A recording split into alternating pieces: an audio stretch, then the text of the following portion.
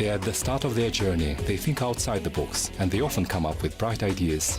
Their projects are innovative, they are a new generation of business people, and their distinguishing features are creativity and enthusiasm. This is the world of startups, the program about IT developers and the industry of startups.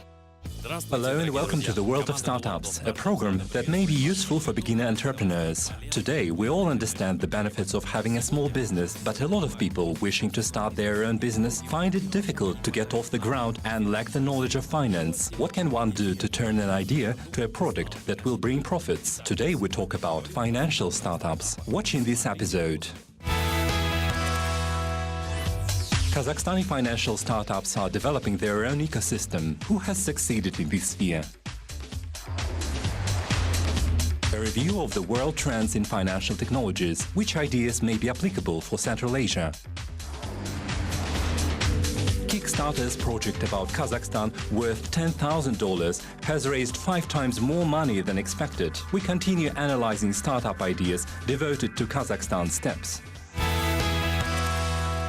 The industry of financial innovations, or fintech, has expanded by 4 times in the recent few years. Last year, the fintech volume comprised $3 billion. Kazakhstan is making the first steps on this path. But there are some positive results in this sphere. Coming up is a report about services that are offered by Kazakhstani innovators in the market feature.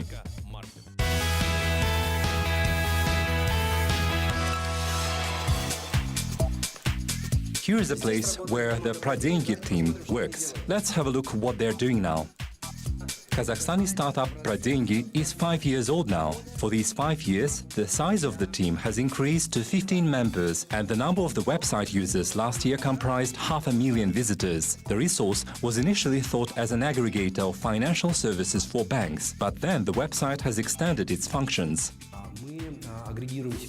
We aggregate not only financial products. As you probably know, recently in Kazakhstan, voucher services have become very popular, and now we have services on voucher and discounts, where we have collected offers from the largest providers of voucher discounts. While Pradengi is developing their services in the banking and financial sectors, the Birja Bar project is a startup that aims to develop the stock market in Kazakhstan. Birja Bar is a public place where you can come to have a meal or find out about the recent stock market news over a cup of coffee, choose options, and even play for stakes. What makes us different from other bars? First of all, we're not just a bar, we're a bookmaker, but we play for stakes in financial markets, not in sport. They are the recent changes to Apple, Google, Facebook. The current changes in these markets are received online, and our visitors can play for growth or for a fall of shares. Instead of a standard ordinary menu, the place has a thematic menu with the recent news in the world stock markets, brief success stories of the world giant companies, and suggestions from market experts. The bar has even hired a financial analyst who can give advice to the visitors of the place on where to invest.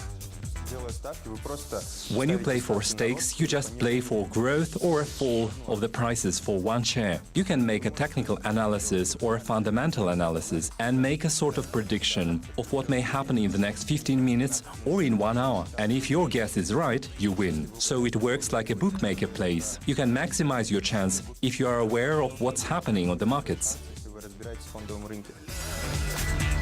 Being aware of what's happening on the markets means an opportunity to economize not only time and money, but also multiply your assets. Apparently, demand in this situation exceeds supply. There are only a few startups that specialize in this sphere, so fintech companies in Kazakhstan are a new but a promising trend.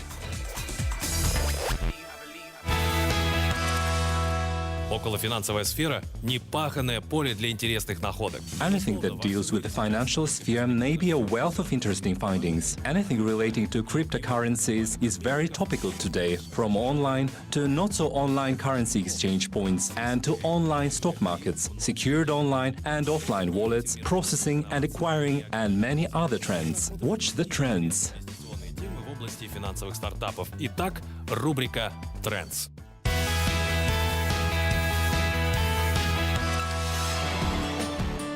A promising trend today is financial investments into real estate. Examples of such business are startups Real Crowd and Land Invest, which are platforms for co-investors into commercial and residential real estate with zero initial investments and the loans paid from the revenue the real estate in a form of a rent or a sale brings. Co-investors at this platform agree to make collective investments and the profit is distributed among them according to the money invested.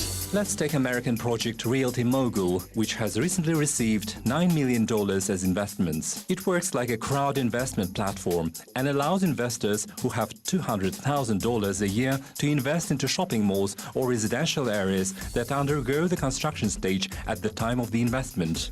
The development of the internet has led to the creation of Skype, and this has made expensive international phone calls unnecessary. In the same way, modern technologies allow us to get loans without turning to banks. This is called P2P loans, which stands for person to person.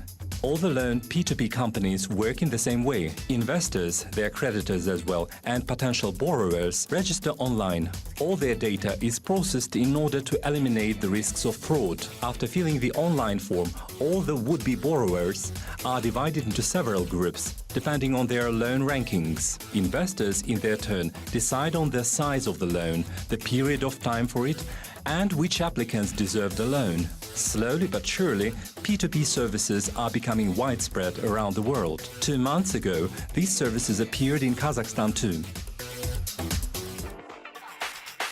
In the United States, there are projects that may give a good run not for banks but for traders' money. So-called advisor robots are gaining popularity, as well as platforms for investing into shares and automated solutions to managing assets and pension planning, such as Wealthfront and Betterment.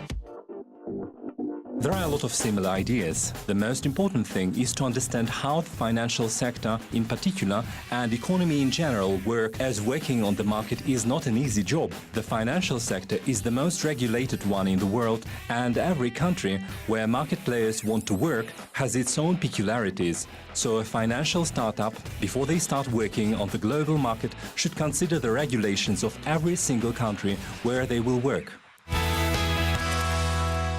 On the previous editions of our program, we started introducing you to the Kazakhstani projects on Kickstarter. There have been highs and lows. A lot of these projects were initiated by foreigners. Some of them were started by local entrepreneurs. After some time, we realized that there have been a lot of successful Kazakhstani projects on Kickstarter, so we thought we have to tell you about them, learn about them in the funding.